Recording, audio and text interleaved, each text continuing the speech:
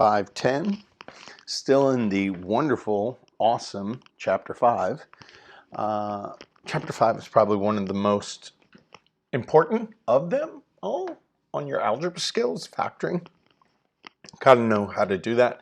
Now, one of the nice things about this factoring by grouping, because when I taught you the A times C method, factor by grouping is one of those steps. So this should be relatively simple in the sense that we see that they have the same binomial that is multiplying these two terms.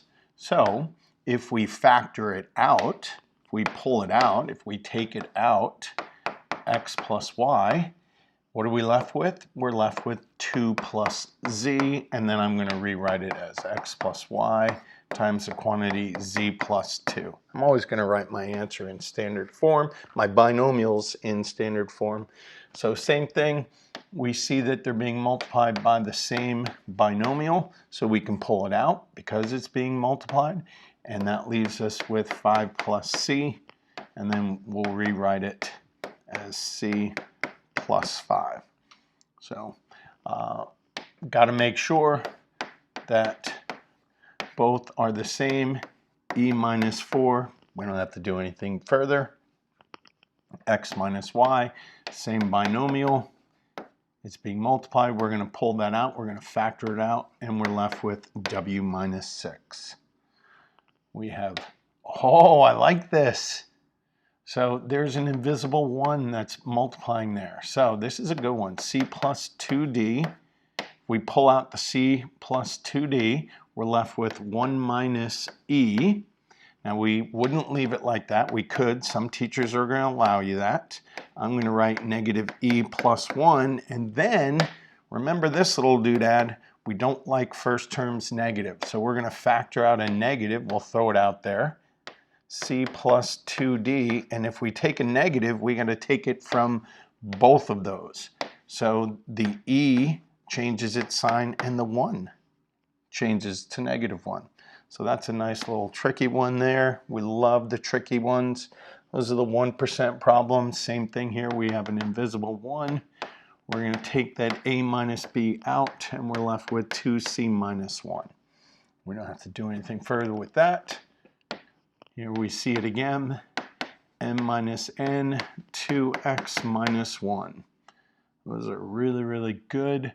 Get familiar with it. P minus q times the quantity r minus 1.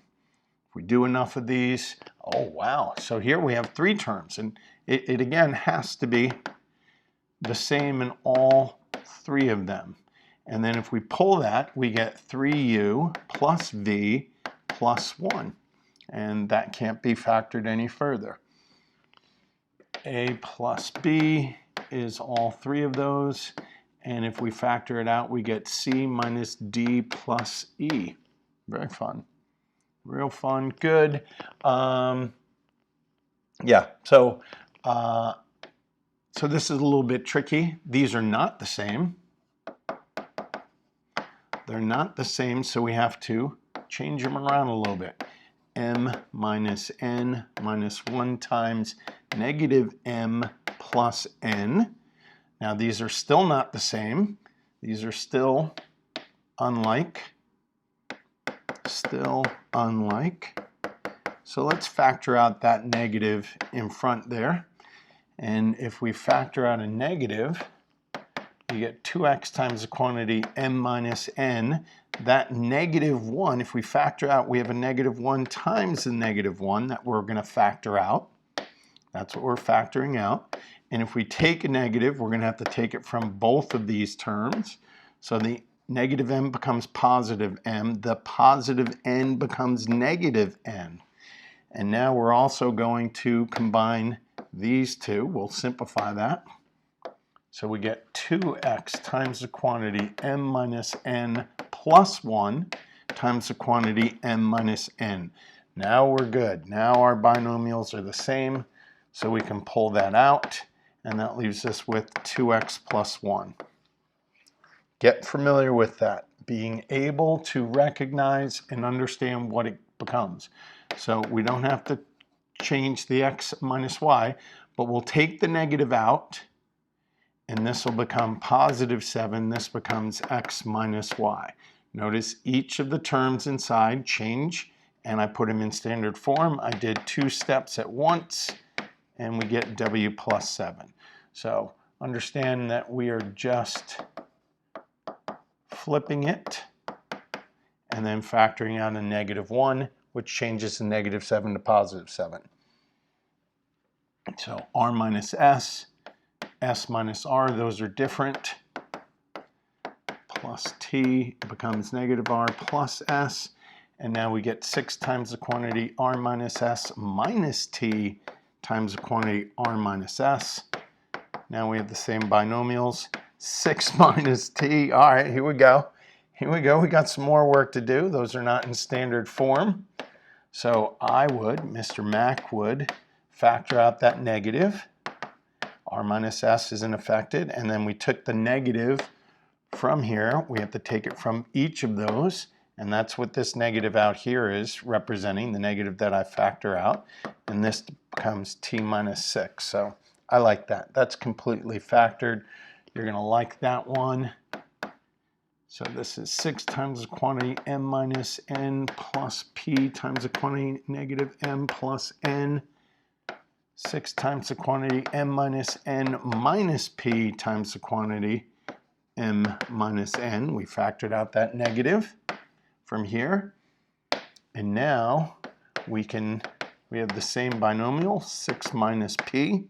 And we're not done because we want to put it in standard form. -p plus 6. And then we again have a first term negative.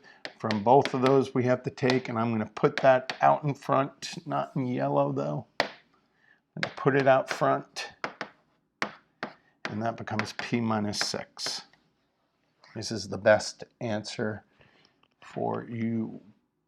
These are different. So u times the quantity v minus 3 plus 3 times the quantity negative v plus 3. Let's factor out that negative, makes the positive 3 negative 3. This becomes v minus 3. Now we're good. V minus 3, u minus 3. Pretty straightforward one. Yep, we got different. So 3x times the quantity x minus y plus y times the quantity negative x plus y.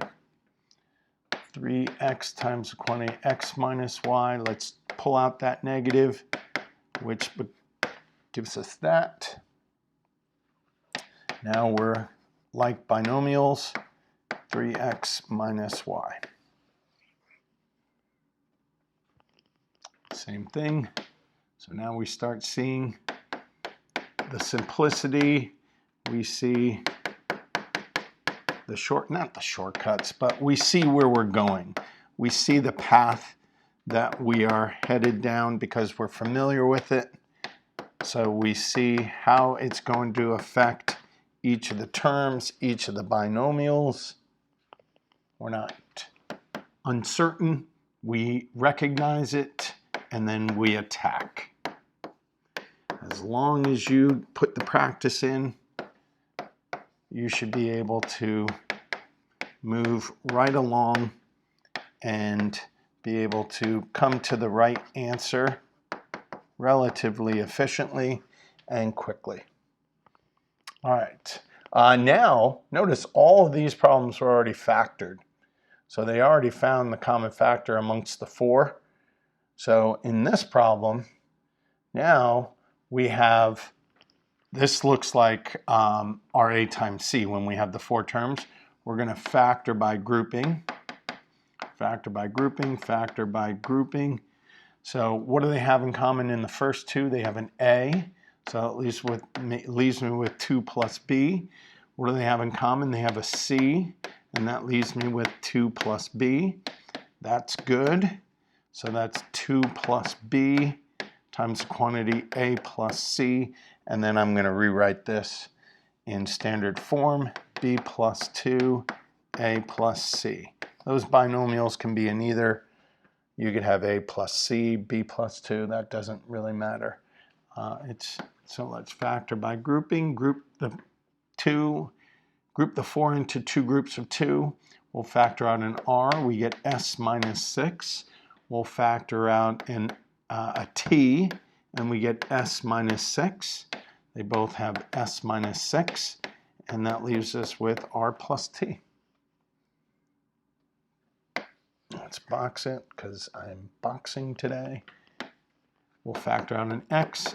X minus 3. We'll factor out a positive Y. That's X minus 3. X minus 3, X plus Y. And that's good. Factor, group, sorry. U plus 3. Let's take out a V. You get U plus 3. U plus 3, U plus V. And that's good. Group, I like this one. This will be good. Factor out an X, you get Y minus Z. First term is negative, so we're going to have to factor out a negative 3, and you get Y minus Z. That does become a minus because a negative and negative would make a positive. So when we factor out a negative, you got to change all of those. Y minus Z is what they have in common, times the quantity X minus 3. Group, take out a 5, you get T minus 2.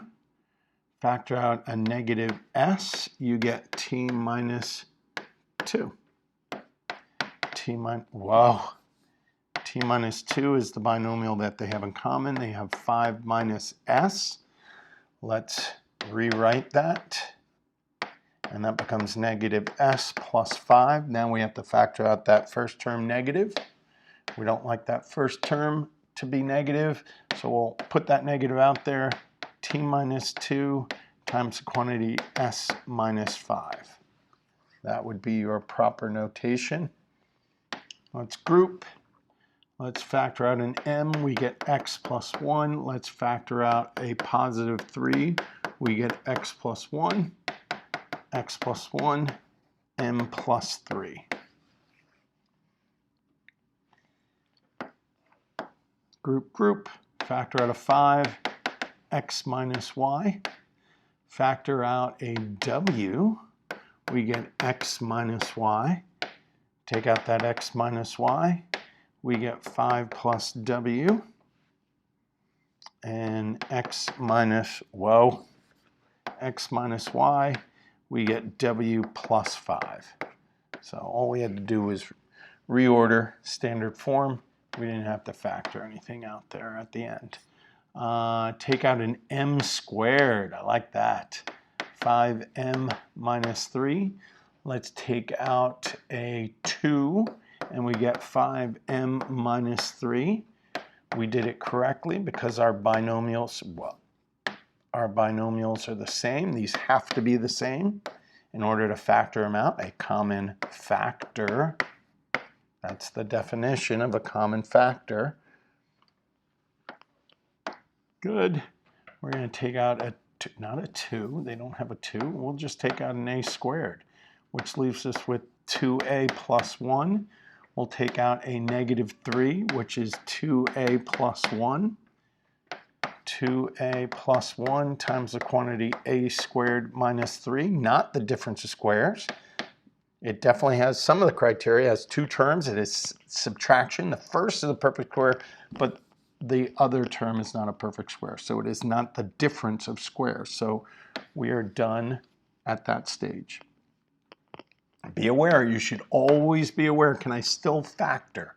As I'm taking these things out, and as I come to my final answer, is there still things that I can factor? Just because you factor by grouping doesn't mean that these can't be factored. So we're checking those binomials.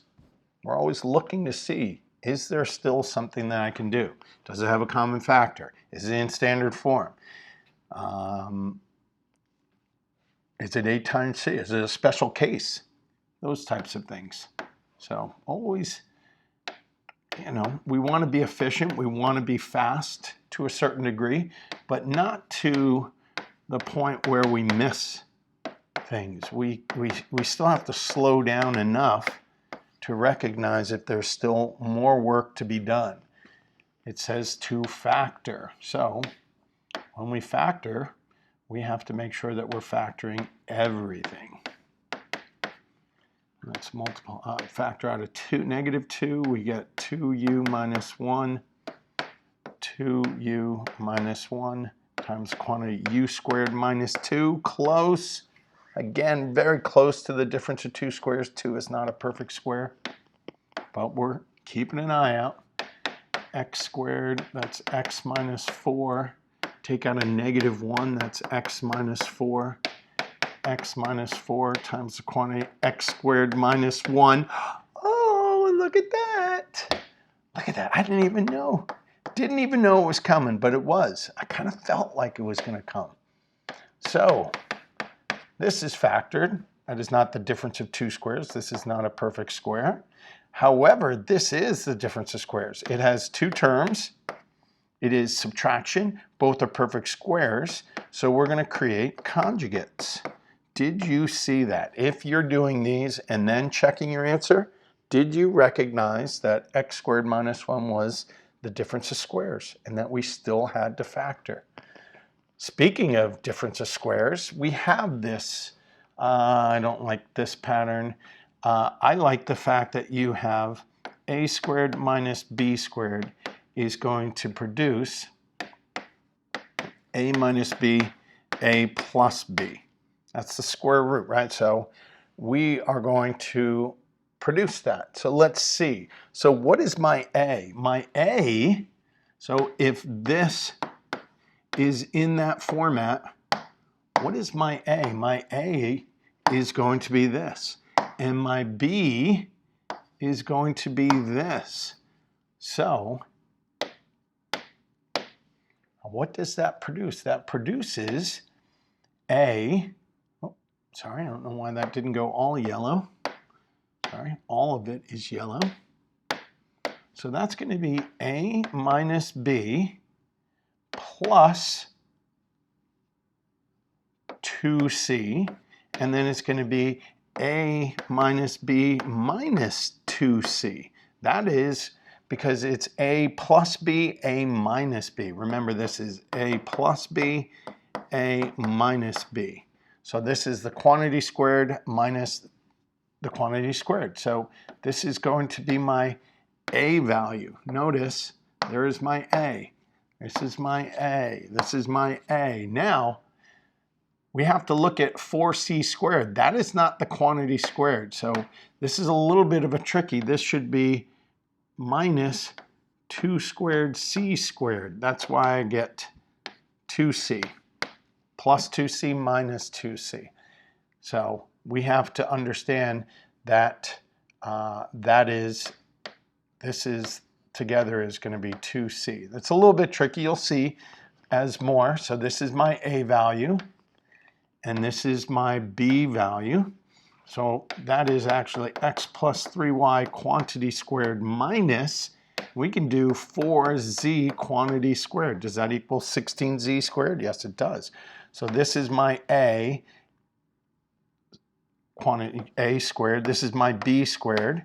So this is going to produce a minus b, a plus b. So I'm going to just substitute my a value, which is x plus 3y, x plus 3y, and now I'm going to plug in my b value, which is minus 4z and plus 4z. So that's how I'm doing it. That's really the trick to all this, is can you write it as a squared minus b squared? So x squared's fine, and this is actually fine because this is already set up. This is going to be my a, this is my a, and this is going to be my b. That is still the difference of two squares. We have a square, we have a square, and we have the difference. So we get a minus y, y. Sorry, here's a trick one. and then we get x plus the quantity y plus z.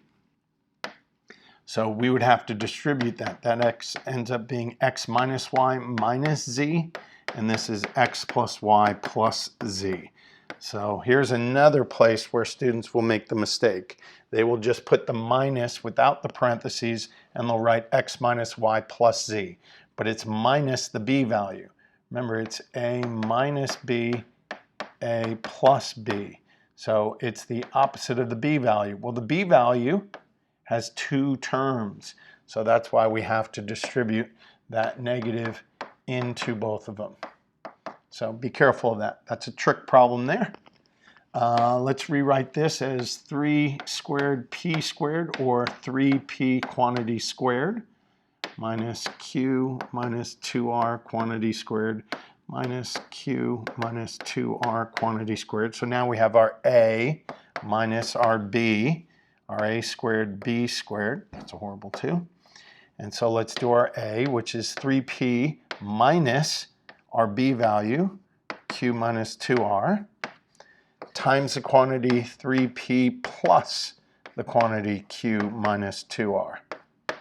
And let's simplify those. That can be simplified. We can't leave it like this. We would have to distribute out that negative, minus q plus 2r, and then 3p plus q minus 2r. So you'll see this. This is an Algebra 2 problem. I remember working on it earlier this year, with my daughter, and showing her that little trick. Is if we write it as two quantity squares, the difference of two quantity squares, it's a little bit easier to plug it into that template, a minus b, a plus b. So this is easy because we don't have to, this is m minus your b value, m plus your b value. So your b value is very easy to see here. Let's distribute that negative in to both of the terms. Distributing the positive doesn't change anything. Again, this is set up nicely.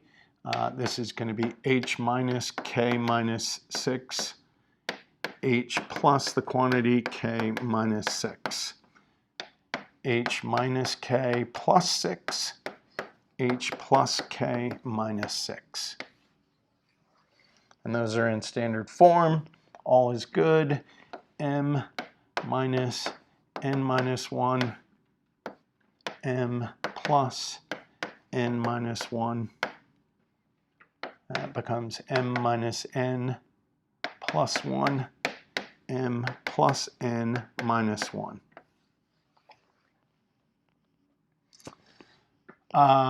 We got to rewrite this as 2 squared, x minus y quantity squared minus, and we're going to write that as 5 squared. So this is 2 times the quantity x minus y